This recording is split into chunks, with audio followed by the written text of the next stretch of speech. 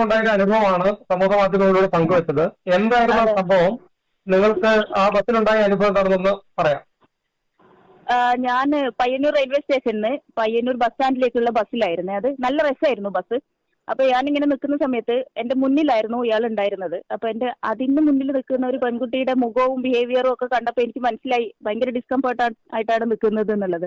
അയാൾ അങ്ങനെ ഒട്ടി പിടിച്ചുകൊണ്ടാണ് നിൽക്കുന്നത്, നമുക്ക് മനസ്സിലാവും കാണുമ്പോൾ തന്നെ. അപ്പൊ ഞാൻ ഒന്നും ചോദിച്ചില്ല, ഞാൻ ഫോണിൽ വീഡിയോ ഓൺ ചെയ്തിട്ട് ഇങ്ങനെ പിടിച്ചു. അയാൾ കാണുന്ന പോലെ തന്നെ സെൽഫി വീഡിയോ ഓൺ ചെയ്ത് പിടിച്ചു. അയാൾ അത് നോക്കുന്നുണ്ടായിരുന്നു, അത് കണ്ടു. ഞാൻ കുറെ നേരം ആ ഫോൺ അങ്ങനെ തന്നെ പിടിച്ചിട്ടുണ്ടായിരുന്നു. ഓക്കെ. ആദ്യം ഞാൻ റെക്കോർഡ് ചെയ്തിട്ടില്ല, പിന്നെ റെക്കോർഡ് ചെയ്തുകൊണ്ട് പിടിച്ചു. അയാൾ കണ്ട സമയത്ത് അയാൾ ഭയങ്കര കൂളായിട്ടാണ്, ഒന്നും ചെയ്തില്ല, അങ്ങനെ നിന്നു. അത് കഴിഞ്ഞ് കുറച്ച് കഴിഞ്ഞപ്പോൾ പിന്നെ കുറച്ച് തിരക്കൊക്കെ കഴിഞ്ഞു. പെട്ടെന്ന് ബസ് സ്റ്റാൻഡിൽ എത്തിയിട്ടുണ്ട്. ബസ് സ്റ്റാൻഡിൽ എത്തിയപ്പോൾ ഞാൻ പിന്നെയും വീഡിയോ ഓൺ ചെയ്തോണ്ടിരുന്നു, കാരണം അയാൾ തൊട്ടി ഉറുമ്പി നിൽക്കാനാണ് ശ്രമിച്ചുകൊണ്ടിരിക്കുന്നത്. അപ്പോൾ വീഡിയോ ഓൺ ചെയ്ത് വെച്ചു. ആ സമയത്ത് പിന്നെ ഇറങ്ങുന്ന സമയത്ത് അയാളുടെ പുറകിൽ ഞാനാ ഉണ്ടായിരുന്നത്. അപ്പം നേരെ എന്റെ മേലിലേക്ക് അയാളെ കൈ ടച്ച് ചെയ്തുകൊണ്ടിരിക്കുന്നത്. അത് കറക്റ്റ് വീഡിയോയിൽ വ്യക്തമായിട്ട് കാണാം. അങ്ങനെ ചെയ്തു. അപ്പൊ അത് ഒരു പ്രാവശ്യം റിപ്പീറ്റ് ചെയ്ത് ഞാൻ മാറി നിന്നു. പിന്നെയും അയാൾ അത് ചെയ്തു. ഇങ്ങനെ ആ വീഡിയോയിൽ ഇങ്ങനെ നോക്കുന്നതൊക്കെ കാണിക്കുന്നുണ്ട്. അത് കഴിഞ്ഞപ്പോ അപ്പൊ തന്നെ ഞാൻ എന്താ ചേട്ടാ ഉദ്ദേശം എന്ന് ചോദിച്ചു. അപ്പോഴേക്ക് അയാൾ ഇറങ്ങി ഓടി എന്ന് പറയാൻ പറ്റില്ല, സ്പീഡിൽ അങ്ങ് നടന്നു. അപ്പൊ എന്റെ പുറകിലുണ്ടായിരുന്ന വേറെ ചേട്ടൻ ചോദിച്ചു എന്താ സംഭവം എന്താണെന്ന് വെച്ചു. ഞാൻ പറഞ്ഞു കുറെ നേരമായിട്ട് അയാൾ ഇങ്ങനെ എന്തോ ഒരു ചെയ്തുകൊണ്ടിരിക്കുക, അത് കണ്ടപ്പോഴാണ് ഞാൻ വീഡിയോ ഓണാക്കിയത്. എന്നെ തൊട്ട സമയത്ത് ഞാൻ ചോദിച്ചു എന്ന് പറഞ്ഞു. പക്ഷെ അയാള് പെട്ടെന്ന് ഇറങ്ങി നേരെ അങ്ങ് നടന്നു കളഞ്ഞു. പിന്നെ ഞാൻ അയാളെ പുറകെ ഒന്നും പോയില്ല. രണ്ട് വീഡിയോ ഉണ്ടായിരുന്നു, അത് രണ്ടും കൂടെ ചെറിയ ഷോർട്ട് ആക്കിയിട്ട് എഡിറ്റ് ചെയ്തിട്ട് സൊസൈറ്റിയിൽ ഇനി നിങ്ങൾ പറയൂന്ന് പറഞ്ഞിട്ട് ഒരു വീഡിയോ പോസ്റ്റ് ചെയ്യാണ്ടായത്. വീഡിയോ പോസ്റ്റ് ചെയ്ത ശേഷം അതിന്റെ പലതരം വിമർശനങ്ങളൊക്കെ വന്നു. അതായത് നിങ്ങൾ ആ വീഡിയോ ബോധപൂർവ്വം ചിത്രീകരിച്ചതാണ്, ഒരു കണ്ടന്റ് എന്ന അർത്ഥത്തിൽ എന്ന രീതിയിലുള്ള വിമർശനമൊക്കെ വന്നു.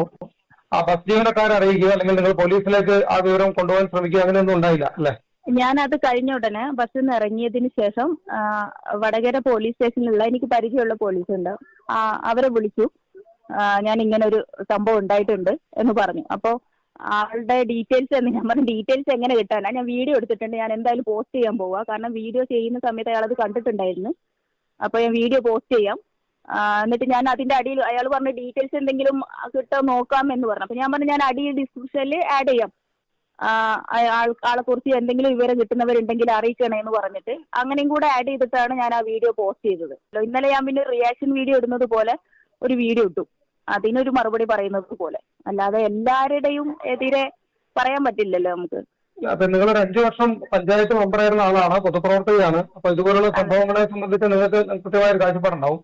അപ്പോ ഇതൊരു കൃത്യമായ ലൈംഗിക അതിക്രമം തന്നെയായിട്ട് നിങ്ങൾക്ക് ഫീൽ ചെയ്തു. അതായത് ആ തൊട്ടു മുന്നിലുള്ള യാത്രക്കാരുടെ കാര്യത്തിലും പിന്നീട് നിങ്ങളുടെ കാര്യത്തിലും അത് കൃത്യമായി. എനിക്ക് എന്റെ കാര്യത്തിൽ തന്നെ പൂർണ്ണമായിട്ട് 100% ഉറപ്പ് അയാള് എനിക്ക് ഇഷ്ടമല്ല എന്ന് മനസ്സിലാക്കിയിട്ട് പോലും പിന്നെ അയാൾ ടച്ച് ചെയ്തുകൊണ്ടിരിക്കുക.